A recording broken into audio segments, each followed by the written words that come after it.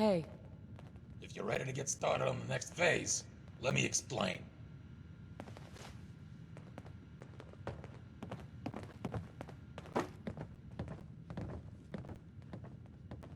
Yeah, sure. Why not? I got a pal and good neighbor. Goes by the name Hancock. After what happened at University Point in Quincy, he's got some concerns about the next shoe to drop in downtown Boston. What do you mean? Every urban area has pressure points, centers of gravity that hold a region's economy together. Take out the pressure points, and it inflicts a disproportionate amount of economic pain. Trade suffers, supply chains stop moving, and eventually people start going hungry. The fabric of society starts to crumble. The Institute knows this, so do the Gunners. It's not hard to guess what their next targets might be. Is Diamond City really in danger? It's not like there's raiders pounding on the gate. Maybe not raiders, but they got super mutant hordes right around the corner. And synths have infiltrated their local government. But I'm getting ahead of myself. Diamond City isn't the settlement most in danger of falling. Good Neighbor is. Why do you say that?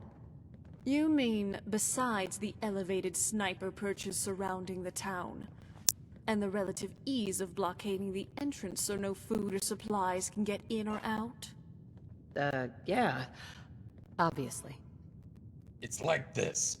If your settlement is poor, you can't afford adequate security. If your security stinks, your enemies eventually take notice, and sooner or later, they'll either demand tribute or conquer you. So, if you want your city not to get pillaged, you need a functional economy. It's hard to pull off when your clientele is primarily low-end chem addicts and drifters. There's no real money in catering to riffraff like that. For Good Neighbor to survive, it needs to attract a higher class of clientele. So what's the solution? Bottom line, Hancock wants to clean up Good Neighbor. Starting with the chem dealers selling drugs to kids, the thugs harassing visitors for protection money, the back alley murders, the gang activity, and the never-ending stream of aspiring scam artists. He wants all of them gone. Not detained, not bargained with, just gone. Makes sense to get rid of the trash. What's the catch? As mayor, he can't be officially connected to ordering hits on his constituency. So, he's contracted out certain jobs on the down low to a few people he trusts. That's where you come in. I need some details here. I have no idea what I'm getting into. There's 3 jobs I want you to start with.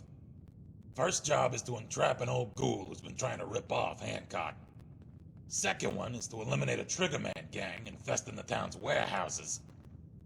And a third task is to take out a few miscreants plaguing the local economy. You can do the jobs in any order you want. I've written down all the details on this holotape, including the local contacts to get started. Once the jobs are complete, cross them off your list and we'll move on to the next phase. And one more thing. You did us a solid with that gunner job. Anything we can help you with in return? My son, Sean, was kidnapped. I'm looking for help to find him. Man, sorry to hear that. Can you describe how he got kidnapped? We were in a vault when it happened. Vault 111. It was some kind of cryo facility. My husband was murdered. He was just trying to keep them from taking Sean, and they just... Take your time. We're listening, of course, but details would be helpful. There was a man and a woman. They didn't say much, but I remember they called me the backup. The woman was dressed in, I think it was kind of a hazard suit. The man had some sort of metal brace on his arm. One of them came right up to me. Bald head, scar across his left eye. I'll never forget that voice. Low and rough. Like sandpaper. Across your face.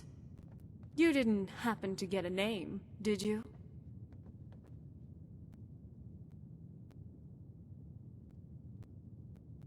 No. They never said their names. Yeah, I kinda figured. So Vault 111 was a cryo facility? That's crazy. I headed up there once, but it was sealed shut. They had us cryogenically frozen in these pods. But something malfunctioned. The man who killed my husband, he had a handgun. I didn't get a clear look at it, but that sound. Rather traumatic, I suppose. So, no name, but the killer had a bald head, scar, gravelly voice, and likely a rep for doing shady jobs. Sounds a bit like a local merc named Kellogg. Somewhat nasty character. Rumor is he had a place in Diamond City, but there's something else. Please, tell me what you know. Fuck, this is a tough one. I shouldn't be sharing this, but it's your kid we're talking about. Look, check the desk in my room. There's a holotape in there. Might have some answers you're looking for. A holotape? What's on it? Tough to explain. You need to see it for yourself.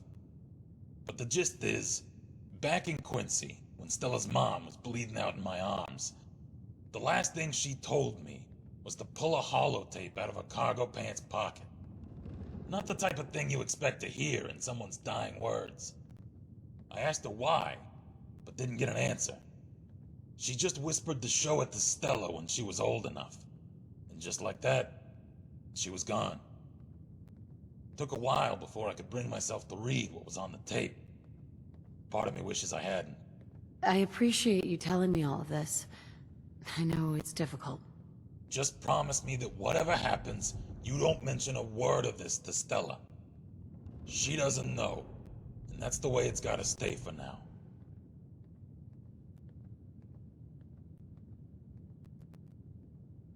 I appreciate the trust. And hey, good luck out there.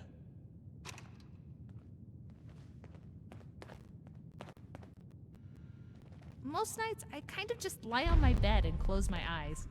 Can't let people think I'm a synth or something. That would be bad.